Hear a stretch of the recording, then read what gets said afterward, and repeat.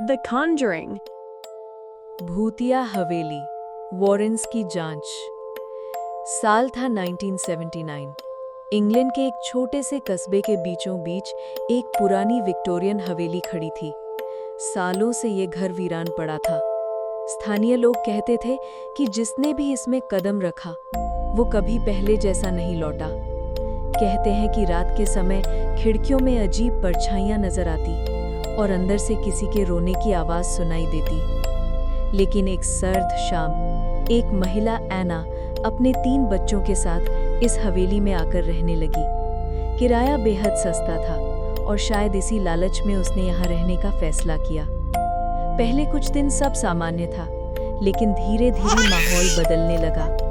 आधी रात को बच्चों के कमरे से खिलखिलाने की आवाजें आती, खिलौने अपने आप चलने लगते, घर की सीढ़ियों पर कदमों की आहट गूंजती। लेकिन जब देखा जाता तो वहां कोई नहीं होता। एक रात एना ने देखा कि उसका सबसे छोटा बेटा कमरे में अकेला बैठा है और किसी अदृश्य दोस्त से बात कर रहा है। जब उसने पूछा तो बच्चे ने कहा, मम्मी, ये एना है।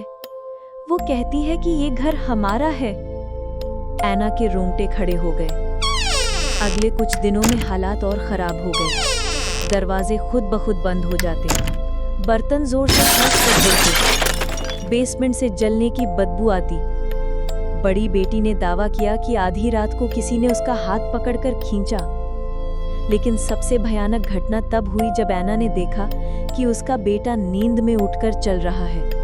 उसने पीछा किया और देखा कि बच्चा सीधा बेसमेंट की ओर बढ़ रहा है। अचानक उसने देखा कि बच्चा हवा में ऊपर उठ रहा है, जैसे कोई अदृश्य ताकत उसे पकड़कर खींच रही हो। एना चीख उठी और किसी तरह अपने बेटे को बचाया।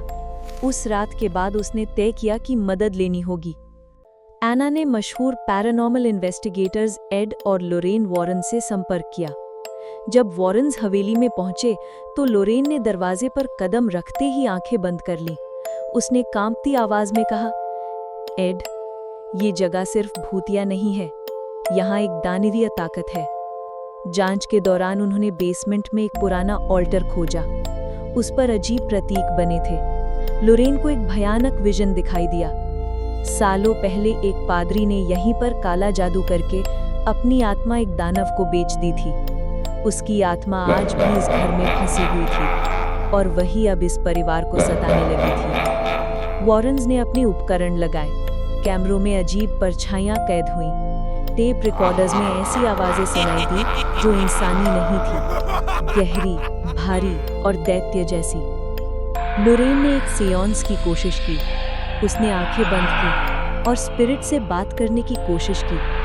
अचानक उसका शरीर कांपने लगा और उसने चिल्लाकर कहा, वो बच्चों को चाहता है, वो उनकी आत्मा ले जाएगा। घर में अराजकता मच गई।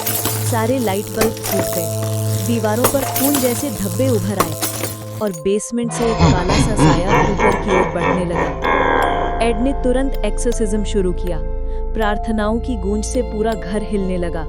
खिड़कियां टूट गई, फर्नीचर हवा में उड़ने लगा और बच्चों को खींचने के लिए एक अदृश्य शक्ति ने जोर लगाया। लोरेन ने पूरी ताकत से चिल्लाकर कहा, तुम्हें इस घर को छोड़ना होगा, ये आत्माएं तुम्हारी नहीं हैं। अचानक एक तेज धमाके के साथ सब कुछ शांत हो गया। घर मानो ठहर गया। परिवार को सुरक्षित बाहर निकाल लिया गया।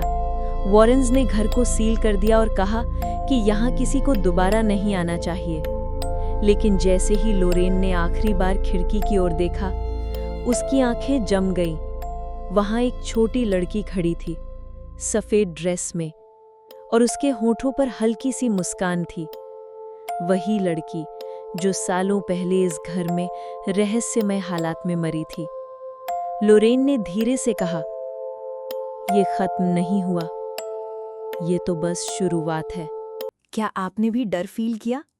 तो अभी लाइक बटन दबाओ, अपने दोस्तों के साथ शेयर करो और हर वीक नई हॉरर कहानियों के लिए हॉरर डायरी को सब्सक्राइब करना मत भूलना।